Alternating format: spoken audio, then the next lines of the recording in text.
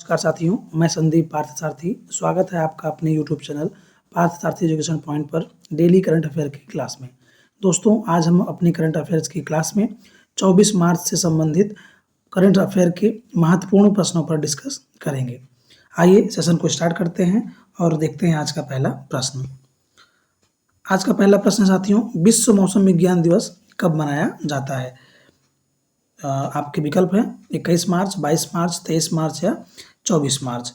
तो साथियों, इसका जो सही उत्तर है वह है 23 मार्च को विश्व में मौसम विज्ञान दिवस मनाया जाता है।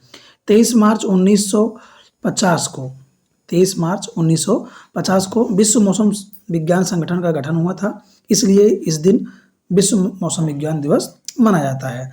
इस वर्ष जो थीम थी विश्व मौसम विज्ञान की, वह थी कि जनरेशन के साथ मौसम, जलवायु और जल का भविष्य स्थापित करना है। साथियों, 23 मार्च को ही शहीद दिवस भी मनाया जाता है।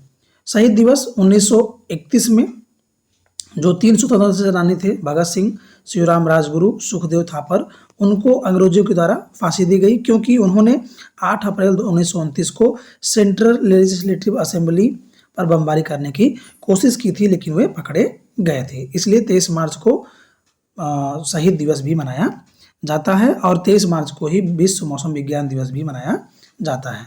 देखते हैं आज का अगला प्रश्न। स्वास्थ्य का अधिकार विधेयक पारित करने वाला पहला राज्य कौन बना है? स्वास्थ्य का जो अधिकार विधेयक है वह राजस्थान भारत का पहला राज्य है जिसने इसे पारित किया है। यह जो राजस्थान के मुख्यमंत्री हैं सीएम अशोक गहलोत और जो राज्यपाल हैं कलराज मिश्र हैं, इनके द्वारा पारित किया गया है। और इस बिल में, इस विधेयक में यह बताया गया है कि राजस्थान के जो लोग हैं बिना किसी भी पूर्व भुगतान अर्थात प्री पेमेंट के किसी भी निजी अस्पताल में, प्राइवेट अस्पताल में आपातकालीन उपचार के लिए हकदार होंगे। अर्थात सरकारी ही नहीं, प्राइवेट अस्पताल में भी वे बिना किसी प्री पेमेंट के उपचार करने के लिए हकदार होंगे। इस बिल में जो अस्पतालों के लिए आपातकालीन मामलों में मेडिको लीगल औपचारिकताएं होती हैं, जैसे कि यदि कोई एक्सीडेंट में घायल हुआ है या अंतिम स्थिति में है तो उसके लिए क्या होता है साथियों, कि एक्सीडेंट है या किसी का मर्डर हुआ है, वह बच गया है, तो उस स्थिति में मेडिको लीगल जो औपचारिकताएं हैं, जैसे कि उसको पुलिस के द्वारा रिपोर्ट किया जाना और उसका फॉर्म भरा जाना, ये सब औपचारिकताएं क्या बिना वेट किए, बिना कुछ करवाए उनका इलाज करना और बिना पैसा वसूल किए दवा और उन्हें आने जाने का खर्च देने की जो सुविधाएं हैं वह अनिवार्य कर दी गई हैं। यदि मान लीजिए कोई भी मरीज है, शुल्क का भुगतान नहीं कर पा रहा है, तो राज्य सरकार उसका शुल्क अस्पताल को देगी। आपको बता दें कि जो सीएम अशोक गहलोत जी हैं, इन्होंने इस विधेयक में कहा कि कोई भी व्यक्ति इस विधेयक का उल्लंघन करता है तो पहली बार यदि उल्लंघन करता है तो उसे 10,000, पहली बार यदि इस विधेयक का जो उल्लंघन करता है उसे 10,000 का जुर्माना, और उसके बाद दूसरी बार यदि इसका उल्लंघन करता है तो उसे 20,000 रुपये का जुर्माना देना होगा। और यह बहुत ही अच्छी बात है कि सीएम के द्वारा जो स्वास्थ्य पर जो बजट का 7% स्वास्थ्य क्षेत्र के लिए उन्होंने आवंटित किया है। यह बहुत ही बड़ी उपलब्धि है राजस्थान के लिए कि स्वास्थ्य पर 7% का बजट किया जाएगा। साथियों, यह जो विधेयक आया है इससे जो प्राइवेट अस्पताल के मालिक हैं और जो प्राइवेट डॉक्टर हैं वो उनका नुकसान होने की उन्हें आशंका है, तो इसलिए वे इस विधेयक का क्या कर रहे हैं, विरोध कर रहे हैं और कह रहे हैं कि इसको वापस ले लिया जाए। हालांकि यह विधेयक राजस्थान सरकार के द्वारा पारित कर दिया गया है। आइए देखते हैं अगला प्रश्न। व्याख्याएं आपको विस्तार से मिल जाएंगी, जिसको आपकी स्क्रीनशॉट ले लीजिए। आइए देखते हैं अगला प्रश्न। Celebrity brand valuation report, celebrity brand valuation report 2022 में सबसे मूल्यवान सेलिब्रिटी कौन बने हैं? आपके विकल्प है विराट कोहली, अक्षय कुमार, रणवीर सिंह या आलिया भट्ट। तो आपको बता दें कि जो रणवीर सिंह हैं, कौन? रणवीर सिंह, इन्हें सेलिब्रिटी ब्रांड वैल्यूएशन 2022 में सबसे मूल्यवान सेलिब्रिटी के रूप में माना है। अर्थात पहले नंबर पर रणवीर सिंह हैं, दूसरे नंबर पर आपके कोहली हैं जो कि पिछली बार पहले स्थान पर थे, और तीसरे नंबर पर अक्षय कुमार हैं, और चौथे नंबर पर आलिया भट्ट हैं। यह क्रम है इनका कि पहला आपका रणवीर सिंह, दूसरा विराट कोहली, तीसरा अक्षय कुमार और चौथा आलिया भट्ट हैं। जो आलिया भट्ट हैं ये भारत की जो सबसे मूल्यवान महिला हैं, महिला की लिस्ट में जो हैं वो सबसे ऊपर है, सबसे पहली महिला हैं जो सेलिब्रिटी हैं सबसे मूल्यवान। तो इस प्रकार इसका जो सही विकल्प है वो क्या है? रणवीर सिंह। आइए देखते हैं अगला प्रश्न। एशियाई बिलियर्ड्स चैंपियनशिप का खिताब किसने जीता है? आपके विकल्प हैं फारूक शाह, ब्रजेश दमानी, पंकज आडवाणी या फारूक शाह। तो इसका जो सही उत्तर है वह आपका है सी विकल्प, पंकज आडवाणी। इन्होंने जो इस समय कतर में, कहाँ पर? कतर में दोहा स्थान है, क्या है? दोहा, वहाँ पर एशियाई बिलियर्डशिप चैंपियनशिप का आयोजन किया जा रहा है। इन्होंने वहाँ पर एशियाई बिलियर्ड चैंपियनशिप का खिताब जीता है। इन्होंने जो ब्रजेश दमानी हैं भारत के, उनको 5-1 से हरा दिया है और अपने नाम यह चैंपियनशिप की है। यह 9वीं बार इस खिताब को जीत रहे हैं। यह कैसी बार जीत रहे हैं? 9वीं बार इस खिताब को जीत रहे हैं। कौन? पंकज आडवाणी, एशियाई बिलियर्ड्स चैंपियनशिप को। तो आइए देखते हैं अगला प्रश्न। भारत में महिला और पुरुष 2022 रिपोर्ट के अनुसार 2036 तक भारत का लिंगानुपात क्या हो जाएगा? आपको बता दें कि जो 2011 में जनगणना हुई थी उसमें जो भारत का महिला और पुरुष का जो लिंगानुपात था वह आपका 943 था, 943 अनुपाते 1000, अर्थात कि 1000 पुरुषों पर 943 महिलाएं थी। लेकिन यह आंकड़ा अब माना जा रहा है कि 2036 में बदल कर 952 हो जाएगा। कितना हो जाएगा? 952। इसके पहले 2011 में कितना था? 943। आपको बता दें कि जो केरल में सबसे ज़्यादा लिंगानुपात है वह कितना है? 1084 अनुपाते 1000, अर्थात 1000 पुरुषों पर 1084 महिलाएं हैं। जबकि सबसे कम हरियाणा में, ये आपका कहाँ का है? केरल का है, और हरियाणा में आपका सबसे कम है जो कि आपका 879 है। कितना? 879 कितने पर? 1000, अर्थात 1000 पुरुषों पर 879 महिलाएं हैं। तो इस प्रकार इस प्रश्न का सही उत्तर क्या है कि 2036 में जो महिला और पुरुष का अनुपात है वो 952 हो जाएगा, जबकि इसके पहले कितना था? 943 था इसके पहले। आइए देखते हैं अगला प्रश्न। एशिया का सबसे बड़ा इंटरनेशनल लिक्विड मिरर टेलीस्कोप कहाँ पर लॉन्च किया गया है?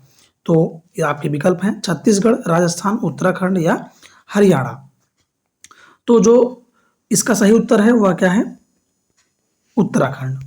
उत्तराखंड के जो नैनीताल में, उत्तराखंड के कहाँ? नैनीताल में, नैनीताल में Aryabhatta research institute of observational science है, वहाँ पर इसको स्थापित किया गया है। यह आपको चित्र में दिखाई दे रहा है कि जो इसका डायमीटर है वो कितना है? 4 मीटर है। कितना है? 4 मीटर है। यह लिक्विड से बना मिरर है जिसको टेलीस्कोप बनाया गया है, और यह उत्तराखंड के नैनीताल में देवस्थल, कहाँ पर? देवस्थल में इसको लॉन्च किया गया है। और लॉन्च करते समय जो इसका उद्घाटन किया विज्ञान और प्रौद्योगिकी मंत्री जितेंद्र सिंह ने किया है। यह जो आपका टेलीस्कोप है वह वेधशाला गहरे आकाश को पता लगाएगी, अर्थात गहरे आकाश में वेधशाला का पता लगाएगी और अंतरिक्ष में जो मलबे हैं उन वस्तुओं को वर्गीकृत करेगी, उनको पार्ट में बांट कर दिखाएगी और अच्छे से उसकी व्याख्या हो जाएगी। तो इस प्रकार साथियों जो एशिया का सबसे बड़ा इंटरनेशनल लिक्विड मिरर है उसकी जो चौड़ाई है वो कितनी है, 4 मीटर है और इसको उत्तराखंड में किया गया है और जो इसका उद्घाटन इन्होंने किया वो विज्ञान और प्रौद्योगिकी मंत्री जितेंद्र सिंह ने किया है। आइए देखते हैं अगला प्रश्न। महाराष्ट्र के किस शहर में स्टैचू ऑफ नॉलेज की स्थापना की जाएगी? तो आपको इस तस्वीर से ही जाहिर है कि जो भारतीय संविधान के जनक प्रणेता रहे हैं डॉक्टर भीमराव अंबेडकर, उनकी मूर्ति को स्टैचू ऑफ नॉलेज के रूप में लगाया जाएगा। कहाँ पर? महाराष्ट्र के लातूर शहर में। कहाँ पर? महाराष्ट्र के लातूर शहर में इनकी प्रतिमा का अनावरण किया जाएगा। यह प्रतिमा जो है वह 70 फीट की बनी है। कितनी फीट की? 70 फीट की बनी है। आपको बता दें कि डॉक्टर अंबेडकर साहब का जो जन्म दिवस है वह 14 अप्रैल है। कब है? 14 अप्रैल। तो 13 अप्रैल को महाराष्ट्र के लातूर शहर में डॉक्टर साहब की 70 फीट की जो प्रतिमा है उसका अनावरण किया जाएगा। इस प्रतिमा को जो बनाया है वह अक्षय हल्के के द्वारा बनाया गया है और यह जो प्रतिमा है वो महाराष्ट्र के लातूर में जो स्थित है बाबा साहेब अम्बेडकर पार्क, वहाँ पर प्रतिमा लगाई गई है। इस वर्ष जो बाबा साहेब की जयंती है वह 132वें क्रम की मनाई जा रही है। किसकी? कौन से क्रम की? 132वें क्रम में। और इनका जो जन्म हुआ था वह 1891 में हुआ था। कहाँ पर? 1891 में। कहाँ पर हुआ था इनका जन्म? तो इनका जन्म 14 अप्रैल 1891 में महू, इंदौर, मध्य प्रदेश में हुआ था। आपको बता दें कि मरणोपरांत इन्हें भारत के जो सर्वोच्च नागरिक सम्मान है भारत रत्न से सम्मानित किया गया था 1990 में। तो इस प्रकार आपको पता चल गया कि इनकी 132वीं जयंती मनाई जाएगी इस बार। और इनका जन्म कहाँ हुआ था? महू, इंदौर, उत्तर मध्य प्रदेश में 1891 में। और इन्हें मरणोपरांत 1990 में भारत रत्न सम्मान से भी सम्मानित किया गया था। आपका जो इस सेशन का अंतिम प्रश्न है, प्रश्न के रूप में दिल्ली सरकार का बजट 2023-24 किसने पेश किया है? चित्र में आप देख सकते हैं कि दिल्ली के जो सीएम हैं वह अरविंद केजरीवाल जी और जो वित्त मंत्री हैं कैलाश गहलोत। कौन है? कैलाश गहलोत ने दिल्ली का बजट सत्र 2023-24 जारी किया है। इस जो बजट में आपको बता दें कि इसकी जो थीम है वह रखी गई है कि साफ, सुंदर और आधुनिक दिल्ली का निर्माण किया जाए। आम आदमी के द्वारा यह 9वां बजट है। कैसा बजट है? 9वां बजट है आम आदमी पार्टी के द्वारा जो पेश किया गया है। और इसको पेश करने वाले जो दिल्ली के वित्त मंत्री हैं कैलाश गहलोत, उनके द्वारा किया गया है। और इसकी जो थीम है साफ, सुंदर और आधुनिक दिल्ली।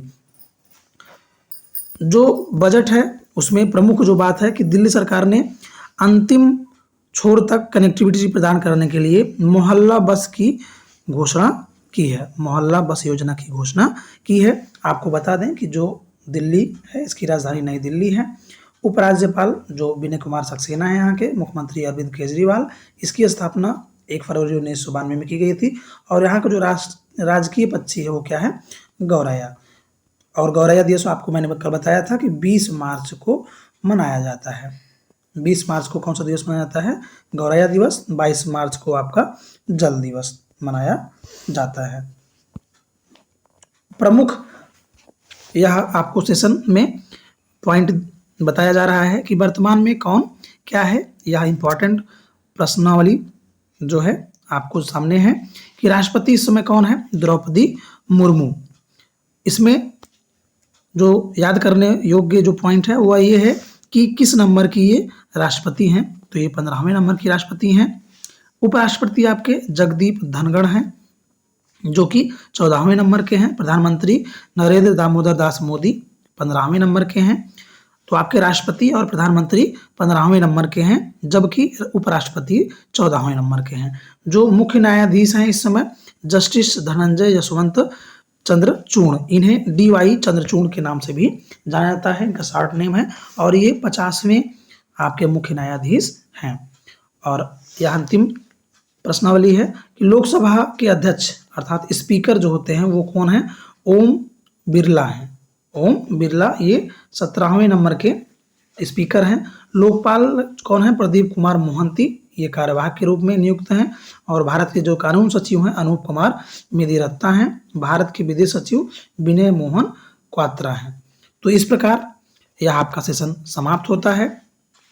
और जो सभी इंपॉर्टेंट प्रश्नोत्तरी थी आपको 24 मार्च से संबंधित, वो आपको नोट डाउन करा दी गई है। आप इसको अपनी नोट्स बना लें। और यदि आपको यह वीडियो पसंद आया हो तो वीडियो को अधिक से अधिक लाइक करें, अपने साथियों में अधिक से अधिक शेयर करें। और यदि आपने अभी तक चैनल को सब्सक्राइब नहीं किया है तो चैनल को सब्सक्राइब कर लें और बेल आइकन को भी प्रेस कर दें, जिससे कि आपको सभी नोटिफिकेशन प्राप्त होती रहे। मिलते हैं साथियों आपसे अगली क्लास में, तब तक के लिए धन्यवाद।